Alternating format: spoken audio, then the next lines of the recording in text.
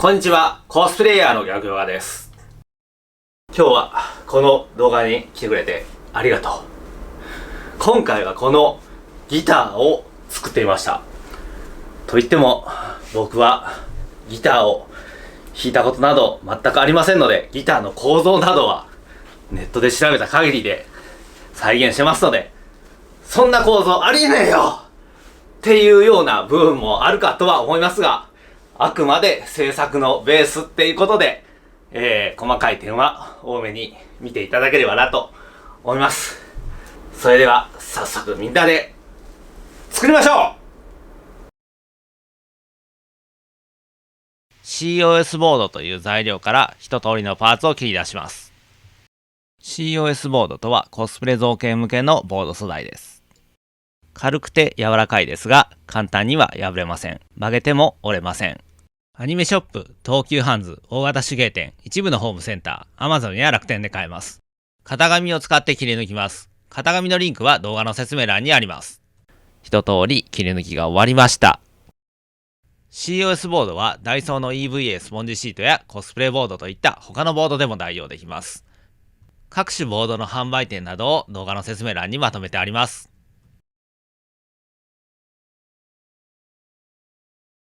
まずはボディを組み立てていきます。厚めの COS ボードから切り出した3枚のパーツをボンド G17 で貼り付けます。ボンド G17 は100均やホームセンターで買うことができます。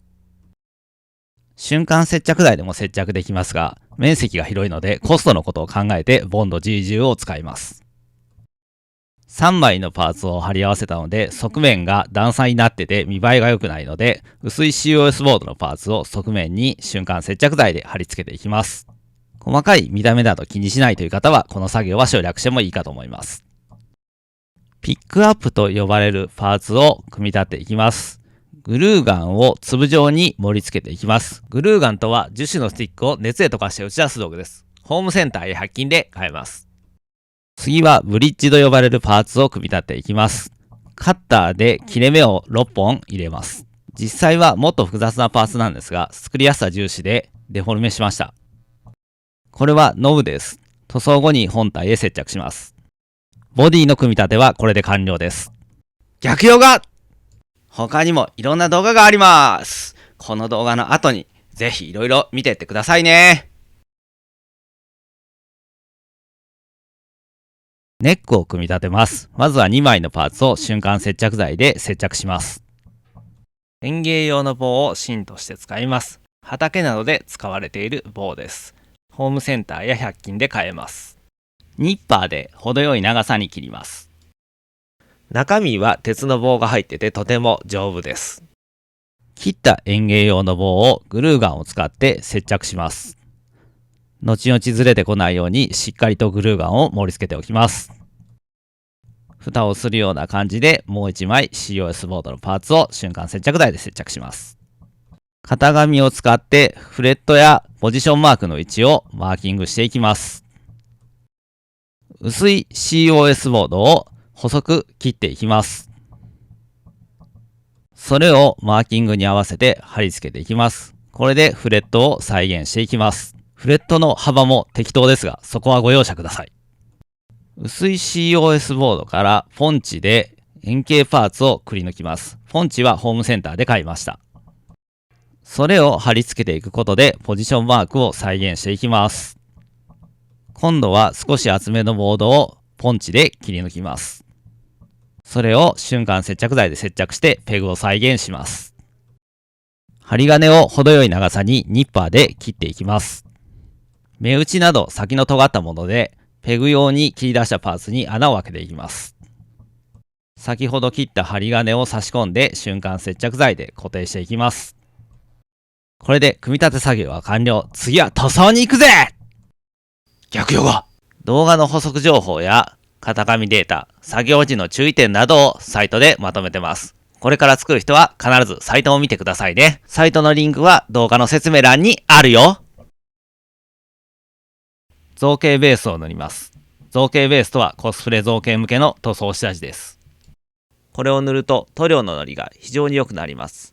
COS ボードとセットでよく販売されております。ジェッソなどのアクリル絵の具の下地や水で少し薄めた木工用ボンドで代用することもできます。造形ベースが乾いたら、まずはベースカラーとして灰色や黒をパーツに塗っていきます。ラッカースプレーはホームセンターで買いました。各パーツに実際の色を塗っていきます。動画ではエアブラシを使ってますが、ラッカースプレーなどでも構いません。お好みの方法でどうぞ。塗料はプラモデル用塗料のミスターカラーを使ってます。ミスターカラーもエアブラシもおもちゃ屋さんの模型売り場で売ってます。銀色になっている箇所を筆で塗っていきます。塗料は先ほどと同様ミスターカラーを使っています。逆ヨガ。Twitter やサブチャンネルも見てね。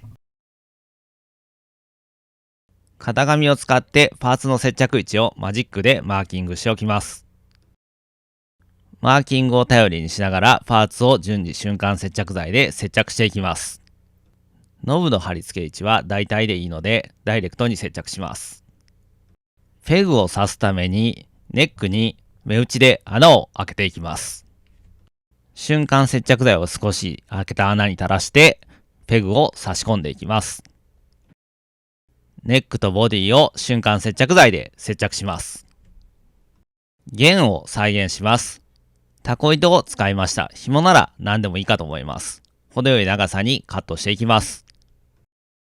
瞬間接着剤でブリッジの溝の部分に1本ずつ接着していきます。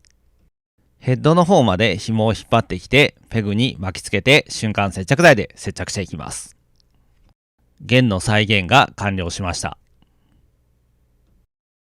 最後にストラップとして太い紐をグルーガンで接着します。この紐は手芸店で買ってきたものです。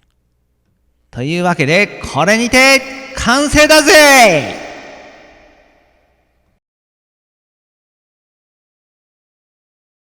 全長は99センチ、重量は 500g となります。制作時間は10時間、材料費の目安は2000円となります。中に鉄の棒が入っているので丈夫です。このように激しく演奏する真似をしても大丈夫です。動画の内容に関して何か質問があればコメントでお気軽に書き込んでくださいね。というわけで今回は、ギターの作り方いかがだったでしょうか。今回ね動画の冒頭で曲かけて、ましたけど、今もバックミュージックでかけさせてもらってますけど、こちらはぐるぐるというバンドの光という曲になってます。動画の概要欄に PV のリンク貼ってありますので、しっかり聴きたいという方はよければそちらを見てください。このぐるぐるの曲をなぜ使ったのかという話なんですけど、もともと僕ニコニコ動画で、動画中心にアップしてたんですけど、その頃作った動画の BGM でよくぐるぐるの曲を使わせてもらってましてね、当時からもし僕を見てくれてる方は懐かしいなと思ってくれるかもしれないなと思いまして、ぐるぐるの曲使わせてもらいました。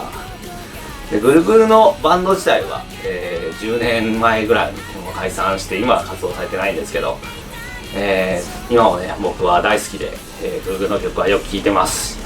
iTunes の再生回数の履歴とか見るとうん千再生みたいなことになってますね。当時はほんであちこちのライブハウスで、今でいう追っかけみたいな感じで、ぐるぐるの曲に熱狂してましたね。ぐるぐるの曲を聴くと、すごく元気が出るし、ストレスも吹っ飛ぶし、すごくいろんなことに前向きになれて、本当に大好きな曲です。これからも聴き続けると思います。僕にとってかけがえのない存在の一つですね。で、ぐるぐるのファンだったんで、今着てる T シャツもこれぐるぐるの T シャツでして、で最初弾いてる真似してましたけど、あの時持ってたピックもこのギターの方からもらったピックですね。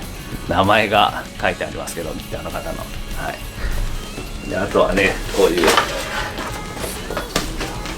ポスターとかのグッズも、今もこうやって大事に保存して飾ってます。そんな感じで、僕の思い出話もちょっと語ったところで、そろそろ動画を終わりたいと思いますが、皆さんも何か思い出の曲や思い出のアーティストありましたら、よければコメントで書いてみてください。というわけで今回の動画はこの辺で終わりたいと思います。ご視聴ありがとうございました。また次の動画でお会いしましょう。